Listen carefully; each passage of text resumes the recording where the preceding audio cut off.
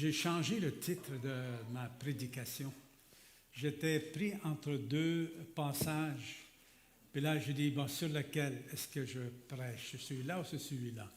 Et pendant ce temps où j'étais entre les deux, alors Émile m'a demandé, Michel, c'est quoi le titre de ton message? Alors, j'ai réfléchi, je lui en ai donné un, mais par après, toutes mes pensées allaient vers l'autre. Alors, j'ai changé et on va parler sur Jésus dans les deux cas, mais seulement dans le chapitre 4, où Jésus a été confronté au roi des ténèbres, au roi du péché, le menteur, l'hypocrite, le malicieux, lui qui a réussi à séduire Adam et Ève et à les amener à se révolter contre Dieu. Alors, c'est Satan que Jésus a affronté. Et le Seigneur nous donne des ordres. Il donne des ordres, non pas aux non-croyants, parce qu'ils ne sont pas capables, ils sont déjà esclaves encore. Satan est le Dieu de ce siècle, l'apôtre Paul dit. Mais c'est les vrais croyants en Christ à qui s'adressent ces commandements. Il dit, Satan rôde comme un lion rugissant, cherchant qui il dévorera. Résistez-lui avec une foi ferme ou avec une foi inébranlable, sachant que les mêmes souffrances sont imposées à vos frères et sœurs dans le monde. Alors que le diable, lorsqu'il cherche qui le dévorera, il est à son pire. Il est au moment où on a le plus peur de lui, parce qu'il va dévorer quelqu'un. Il ne vient pas pour caresser, là, pour faire le minou, mais il vient pour te manger, n'est-ce pas? Alors, à ce moment-là, l'ordre qui est donné aux chrétiens, c'est « fuis ». Non, il faut fuir les passions de la jeunesse, il y a des choses qu'il faut fuir. Mais ici, lorsque nous sommes éprouvés, tentés par le diable de quelque façon, alors l'ordre qui est donné aux chrétiens, c'est de résister. C'est ça que lui donne l'ordre. On va voir comment Jésus a fait ça. Dans le chapitre de Jacques 4, verset 7, il donne un petit détail. Soumettez-vous à Dieu, résistez au diable. Donc, de résister au diable, c'est un acte de soumission à la volonté de Dieu.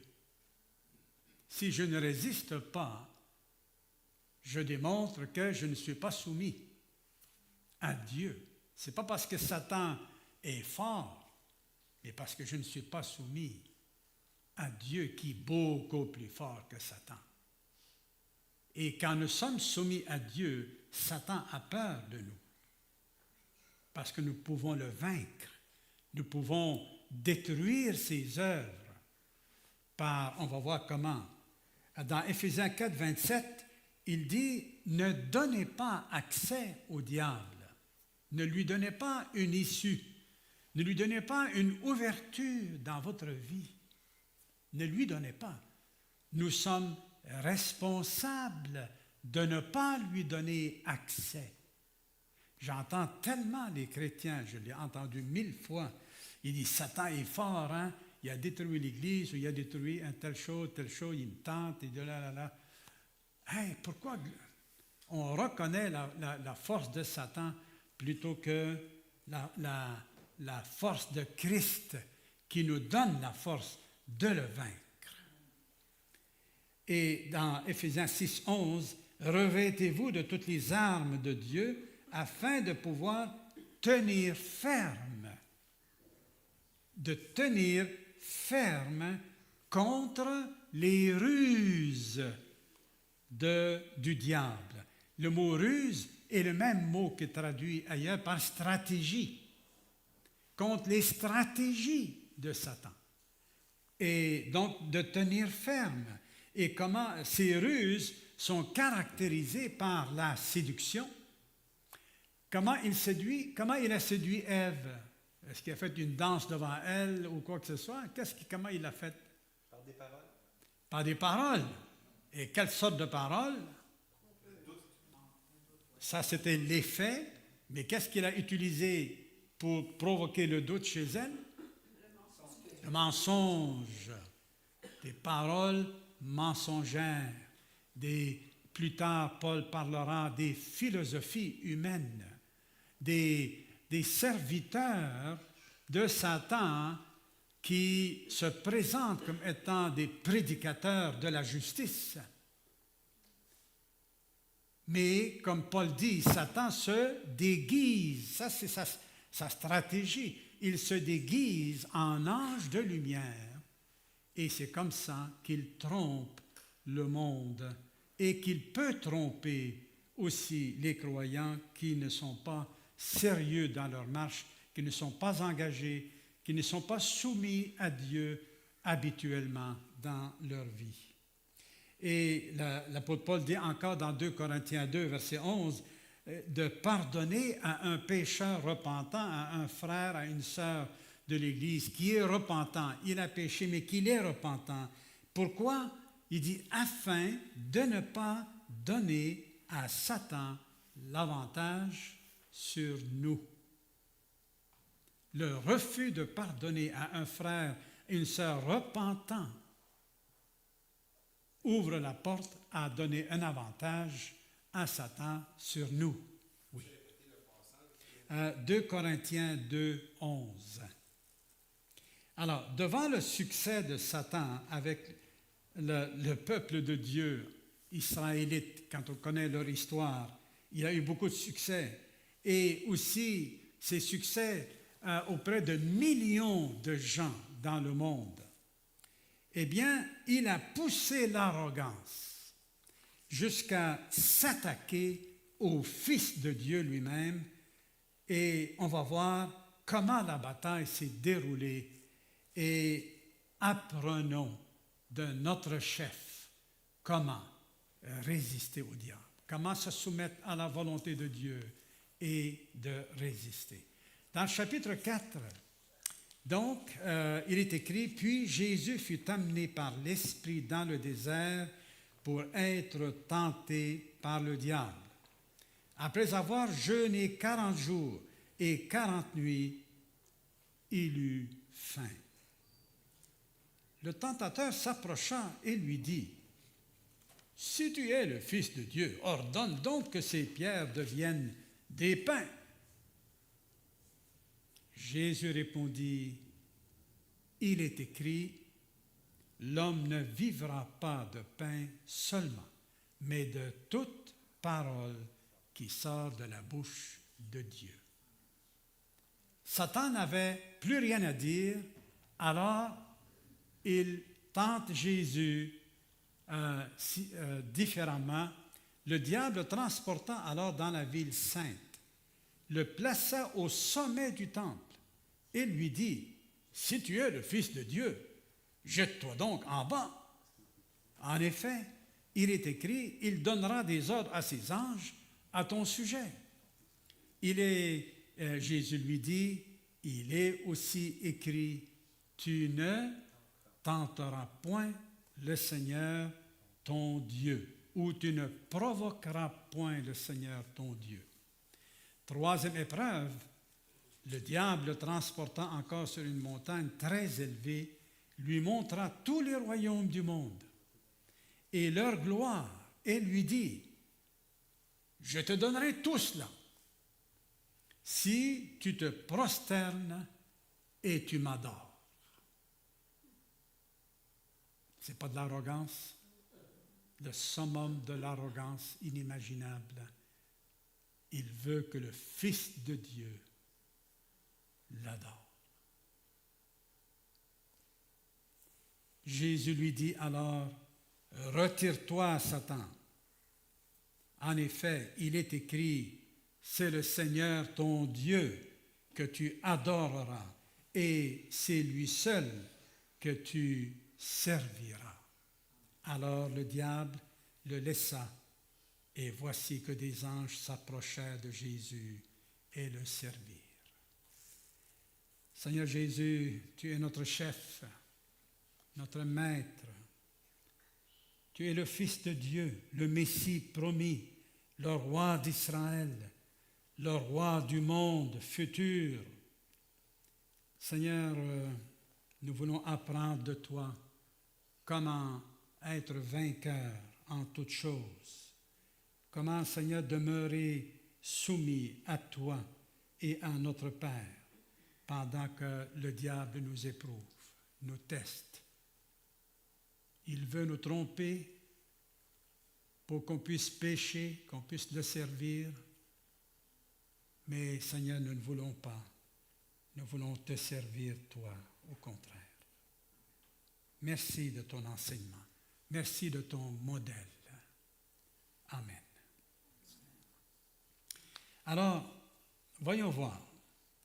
Tout d'abord, ce qu'on apprend dans le chapitre 3. Alors, Jésus, il est au début de son ministère.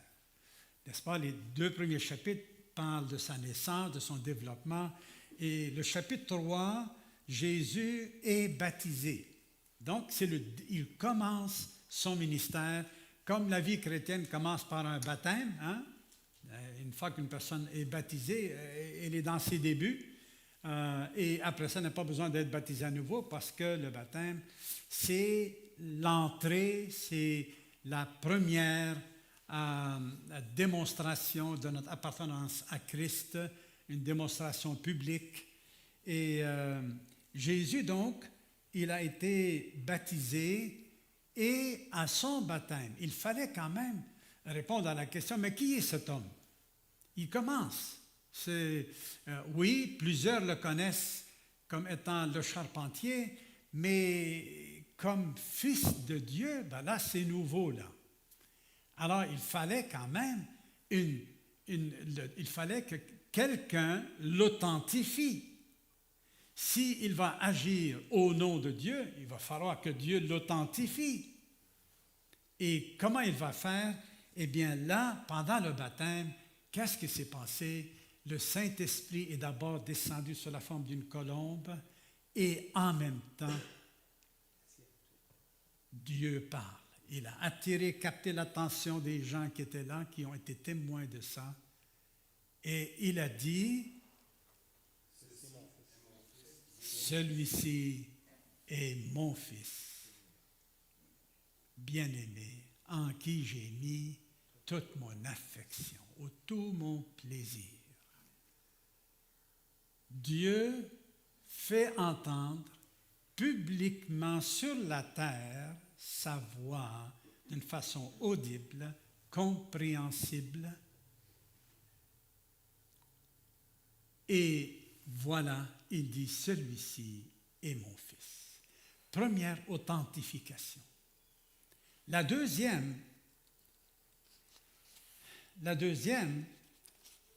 c'est la tentation. Et ici, Dieu veut, pas juste lui-même, mais il veut que son fils prouve qu'il est le Fils de Dieu. C'est une chose de déclarer, c'est une autre chose de le montrer, de le prouver, de le démontrer.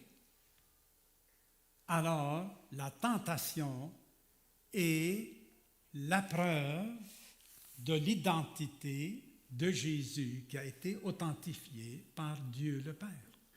Alors, Dieu n'a pas peur d'exposer son Fils, comme je l'ai appelé tantôt, au roi des ténèbres, au diable, à cet être puissant qui s'est révolté contre Dieu dès le départ. Il n'a pas peur que son Fils va céder à la tentation comme Adam et Ève ont cédé. Jésus se présente comme le nouvel Adam. le représentant d'une nouvelle humanité qu'il va faire en lui, cette nouvelle humanité sera descendante de lui, et non pas seulement d'Adam, mais c'est lui qui va faire naître de nouveau, par son esprit, par sa parole et par la foi, les êtres pécheurs nés d'Adam, et lui va les ressusciter comme un nouvel homme, une nouvelle créature. Celui qui est en Christ, celui qui est en Christ, on n'est pas convaincu, hein? Celui qui est en Christ, il est une nouvelle créature. Il faut l'affirmer, parce que c'est l'œuvre de Dieu. Et là, comme Jésus, à son baptême, encore une fois, lorsqu'il est venu pour être baptisé par Jean, qu'est-ce que Jean lui a dit? Il dit, « Ah non, moi je ne te baptise pas, c'est moi qui a besoin d'être baptisé par toi. » Et Jésus lui dit, « Laisse faire pour l'instant, nous devons accomplir ce qui doit être fait. » OK, laisse faire, nous devons accomplir tout ce qui est juste. Donc, le Fils de Dieu, normalement, il est juste. C'est son caractère, c'est sa nature. Il est juste. Il faut maintenant le prouver. Il faut maintenant le prouver. Est-ce qu'il va demeurer juste lorsqu'il va affronter Satan, lorsqu'il va être tenté? Alors, c'est là qu'on va voir ça.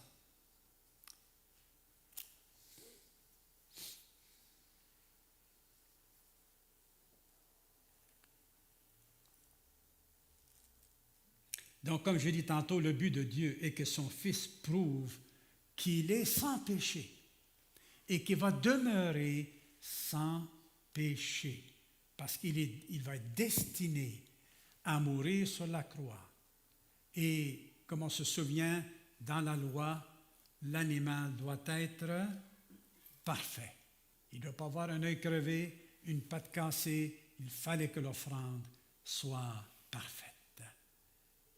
Et là, évidemment, pour Dieu et pour Jésus, il y a cette offrande. La croix, elle est dans le viseur. C'est la cible de Jésus tant qu'il est sur la terre. Et il doit être parfait. Il doit être sans péché. Et il fallait le prouver. Mais le but de Satan, en éprouvant Jésus, c'est quoi son but? De le faire échouer. Comment? En le tentant, et ils veulent l'amener à pécher, n'est-ce pas?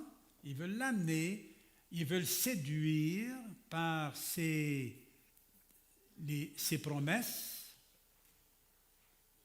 Et si Jésus cède, comme on va voir tantôt, il y avait des avantages à Jésus de considérer qu'est-ce qu'il lui offre. Tout d'abord, pour manger, OK, la faim est un besoin légitime, vrai? C'est un besoin légitime. Et Jésus doit manger. Il a faim. Ça fait 40 jours qu'il a jeûné, et là, il a faim. Alors, est-ce qu'il va utiliser son pouvoir surnaturel, son pouvoir de Messie, de Fils de Dieu, pour combler un besoin humain, comme manger? Est-ce que c'est pour ça que le Seigneur, que son Père lui a donné tous les pouvoirs dans le ciel et sur la terre? Donc, pour Jésus, c'est sa question. Sa première question, c'est pas le manger, même quand il a faim. C'est pas ça son premier but. Son premier but est de faire la volonté de son Père. C'est pour ça que plus tard, il dira dans le chapitre 6, cherchez avant toute chose, non pas le manger et le boire et le vêtement. C'est pas ça en premier. Le premier, c'est chercher la volonté, le royaume et la volonté de Dieu.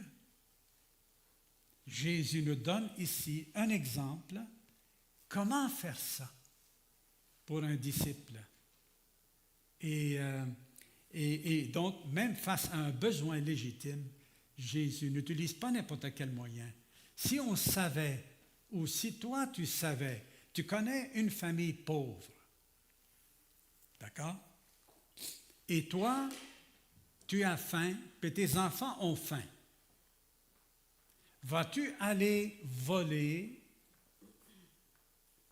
ton voisin qui est pauvre pour le donner à manger à tes enfants? Vas-tu faire ça?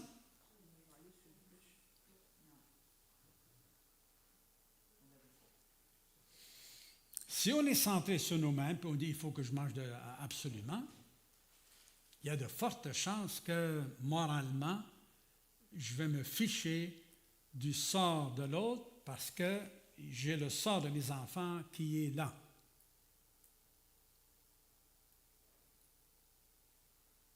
Mais moralement, c'est toujours mal. N'est-ce pas? Pour Jésus, c'était mal de chercher à satisfaire son besoin légitime d'une manière illégitime, c'est-à-dire de faire la volonté de Satan. S'il avait cédé, là, puis il aurait fait le miracle, oui, je regarde, je vais te le prouver, moi. Mais non, il a prouvé non pas qu'il est capable de faire du pain, il a prouvé qu'il était capable de demeurer soumis, attaché à la volonté de son Père qu'il aime. Voilà la preuve. Donc, il a prouvé plutôt, il a donné d'abord gloire à son Père plutôt de céder à la tentation. Il a montré le chemin, exactement. Et la deuxième épreuve qui lui dit de monter sur le pinacle, c'est ça la deuxième? Je n'arrive pas à la lire là. Oui.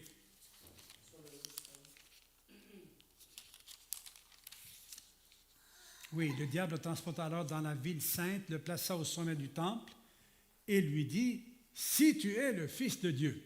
Alors donc, il s'attaque toujours à son identité. Tu as été baptisé, puis ton père t'a dit que tu es le Fils de Dieu. Prouve-le maintenant et viens sur le temple et jette-toi en bas. Et il y avait beaucoup de monde à ce moment-là dans les rues de Jérusalem. Et là, au pinacle, là, c'est à la vue de tout le monde. Donc, il dit, jette-toi en bas parce que, il connaît aussi quelques versets de l'Écriture. Il dit, parce que il est écrit que Dieu va envoyer des anges pour que tu ne te blesses pas, pour qu'il ne t'arrive rien de mal. Alors, c'était quoi la tentation, là? C'est quoi la tentation? De prouver qu'il était le Fils de Dieu. L'orgueil. L'orgueil, en un mot, ou comment on dit ça, la popularité. La reconnaissance. Chercher la reconnaissance par un usage de sa capacité, de sa puissance de pouvoir le faire. Il n'y avait rien pour Jésus de faire ça. Il a marché sur l'eau. Il a donné des ordres aux tempêtes de se calmer, à la mer, s'est calmé. Mais est-ce que c'est pour ça que Dieu l'a envoyé sur la terre, pour donner ce genre de preuve? Ça, c'est la question de Jésus. Quelle est la volonté de Dieu? Alors, tout le monde, comme tu parlais tantôt, Daniel, du Canadien, et hier, ils ont mangé une claque. Mais, évidemment, qu'est-ce qu'on cherche là? Normalement, beaucoup de gloire, beaucoup de reconnaissance, de popularité. Eh bien, Jésus, il n'avait pas besoin de faire du spectacle. Voyez, s'il avait descendu, il se jette, et là, les anges arrivent, et puis devant tout le monde, et puis là, il l'empêche, tu sais, il descend en douceur à terre. Tu sais, il y aurait eu quelques applaudissements. Est-ce que ça aurait convaincu beaucoup comme de quoi il était le Fils de Dieu? Alors que tous les miracles qu'il va avoir faits n'auront pas convaincu grand monde. Ça n'aurait pas convaincu, c'est pas vrai. Alors, donc,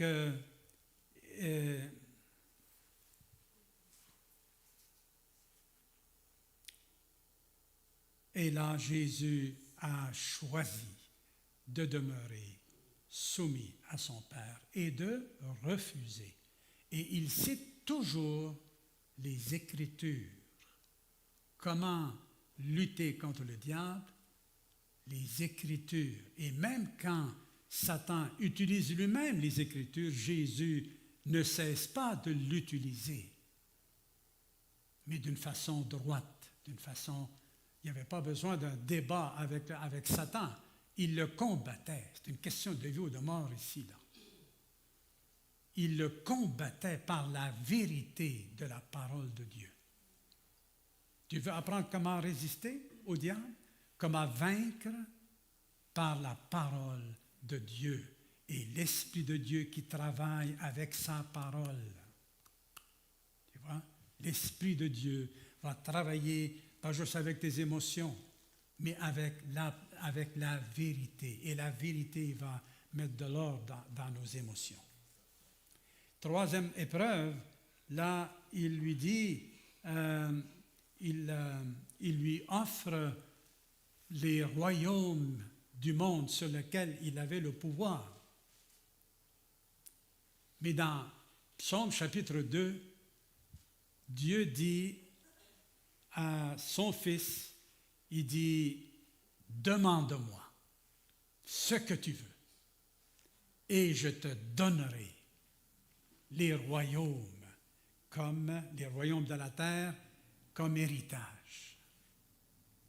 Dans toute la Bible, Jésus est déclaré, il va être roi d'Israël, il va régner sur le trône de David et il va régner sur le monde entier. Alors, son père lui a promis tout ça. C'était déjà là.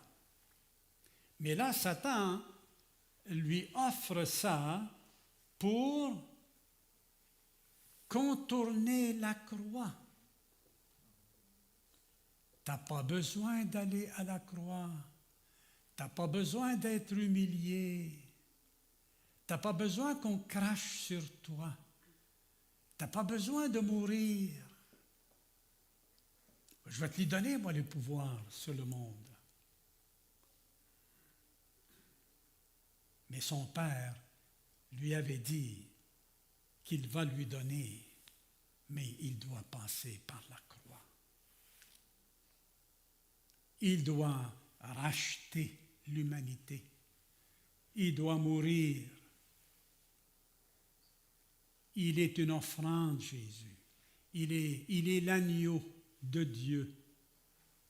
C'est l'agneau que Dieu offre pour le salut de l'humanité. Jésus, s'il pensait juste à lui d'une façon purement humaine, ça aurait été tentant de pouvoir donner des ordres à M. Trump, puis donner des ordres au chef de ce monde. Jésus a dit, qu'est-ce qu'il lui a dit? Il donne, oui, le diable le transporte encore sur une montagne très élevée, le montre. Il dit, c'est le Seigneur, ton Dieu, que tu adoreras, et lui seul que tu serviras. C'est bien ça, hein? Ça, c'est quand il est allé voir la gloire de tous les royaumes. Mais au Oui. bout du temps, il a répondu, Oui. pas ton Seigneur, le Seigneur ton Dieu. Alors, Jésus lui a encore résisté par la parole de Dieu, par la vérité. Satan utilise l'Écriture pour tromper, pour séduire, pour mettre la brouille dans l'esprit des croyants ou mettre la division parmi eux. Et il l'a fait à travers, on le voit dans le livre des Actes, comment il a agi pour contrecarrer les avancées de l'Évangile. Les Épîtres nous parlent de tous ces voies et moyens par lesquels il réussit à s'infiltrer par l'hérésie, par les mauvaises conduites, l'immoralité. Paul, lorsqu'il dit aux chrétiens d'Éphèse de ne pas donner accès au diable, c'est par quoi? Par le mensonge et par le mensonge et la séduction, je crois. Hein? Alors, le mensonge, quand on le pratique l'un envers l'autre, c'est le mensonge, dès que Satan, il est le père du mensonge. OK? Puis, il vient voir le chrétien, puis il voit qu'il ment. Alors, le mensonge, il dit, il est comme moi. D'accord? Alors, est-ce que la personne est capable de lui résister? Ben non, elle ne peut pas lui résister. Ils sont d'accord en mentant. Il y a un lien, une connexion qui s'établit. Il y a une porte là, il y a un accès que le chrétien lui donne jusqu'à ce qu'il se repente et qu'il triomphe de son mensonge par la vérité. Et là, la porte lui est fermée. On ferme la porte à Satan. Mais par le mensonge, par l'immoralité, il y a plusieurs listes de péchés qui sont associés les uns aux autres dans le passage que Paul emploie. Et il veut absolument que les chrétiens ferment la porte. Si les chrétiens parlent en mal les uns des autres, là, Satan, ça attire son attention. Il dit, j'ai une porte ouverte là. Je pense que je vais avoir du fun là. Tu sais, je vais avoir du fun, j'aime ça comme ça. Alors, mais Dieu n'aime pas ça. Au contraire, mais s'il s'infiltre, on lui donne une porte ouverte, alors il va ravager l'assemblée. Donc, le pardon, la même chose, si on refuse de pardonner aux autres leurs offenses, il y a une rancune là avec laquelle Satan va s'identifier. Lui là, il a la haine. Il a une haine sans mesure. Il veut amener tout le monde en enfer avec lui parce qu'il sait que c'est par là qu'il s'en va. Et pourquoi? Dans son opposition folle à Dieu lui-même. Donc, Jésus a résisté à Satan en utilisant les textes de la parole de Dieu. Quand il dit le mensonge, il dit la vérité. Et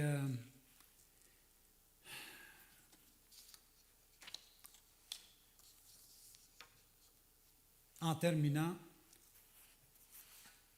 dans Hébreux chapitre 4 et au verset 15, si vous voulez le prendre en note, Hébreux 4, verset 15, il est écrit, en effet, nous n'avons pas un grand prêtre incapable de compatir à nos faiblesses. Au contraire, il a été tenté en tout point comme nous. Il a été tenté en tout point comme nous. à part ces tentations-là qu'on a lues tantôt, là, est-ce que Jésus a été tenté par ailleurs? Est-ce que ce sont les seules tentations qu'il a eues?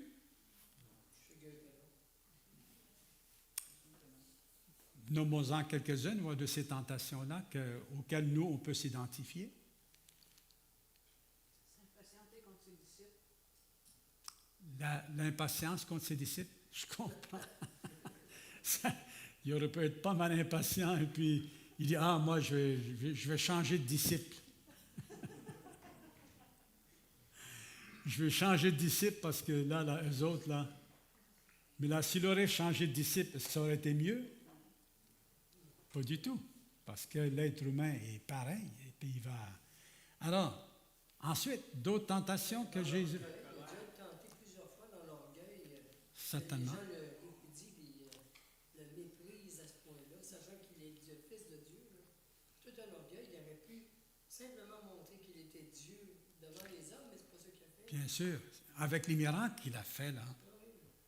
Le pouvoir de marcher sur l'eau. Il aurait pu se péter les bretelles beaucoup, hein? Il aurait renfoncé. Il m'aurait rencontré, oui. Il aurait enfoncé dans l'eau s'ils avaient... Ah, ok. Je pensais qu'elle disait qu'il m'aurait rencontré au niveau de l'orgueil. Mais il était entouré de femmes autour de lui. Mon ami, regarde les grands de ce monde, les artistes et tout ça. La beauté féminine, être tenté par la beauté féminine. Regarde, ben oui, c'est certain. Est-ce que Jésus a cédé? Pas une fois. L'argent, il y avait des riches là, hein, qui l'admiraient et tout. Il aurait pu faire pas mal d'argent. Juste dire à quelqu'un, tu veux que je te sauve la vie, là? Je suis capable de te guérir. Alors, mais pour ça, il faut que tu fournis un peu. Il n'a pas cédé à la tentation. Il y a des chances que nous, on aurait cédé. Mais Jésus a été tenté en tout point comme nous, mais sans commettre de péché. C'est très important. Donc, le grand prêtre devait offrir un sacrifice pour ses propres péchés à lui avant d'entrer dans le lieu très saint avec le sang de l'agneau. Il fallait que l'animal soit pur. Il fallait que le grand prêtre soit rituellement pur. Et si Jésus était pur, et là, on est exhorté, il dit, approchons-nous donc avec assurance du trône de la grâce afin d'obtenir compassion et de trouver grâce pour être secouru. J'ai aimé ça. Lui, il a souffert comme il a souffert lui-même lorsqu'il a été tenté, mais là, il peut secourir, aider ceux qui sont tentés. Ça m'a touché hier de voir souffrir, secourir. C'est celui qui a souffert qu'il peut secourir. Et combien nous sommes faibles et nous sommes tentés, bien, pensons à notre Seigneur Jésus. Il est à côté de nous, non pas pour nous frapper, pour nous punir, mais pour nous secourir lorsque nous sommes tentés. Ça fait partie de la victoire. Prions. Seigneur Jésus, merci vraiment pour ta parole, ton enseignement. Oui, Seigneur, tu nous secours, tu viens à notre aide. Lorsque nous-mêmes nous sommes éprouvés, nous sommes tentés par le diable ou par le monde ou par notre propre chair. Pardonne-nous, Seigneur, d'avoir cédé tant de fois, il me semble, si facilement. Pardon, Seigneur. Donne-nous de vaincre notre chair, de la faire mourir, de refuser, de quitter ton contrôle sur nous, mais de demeurer soumis à toi. Amen.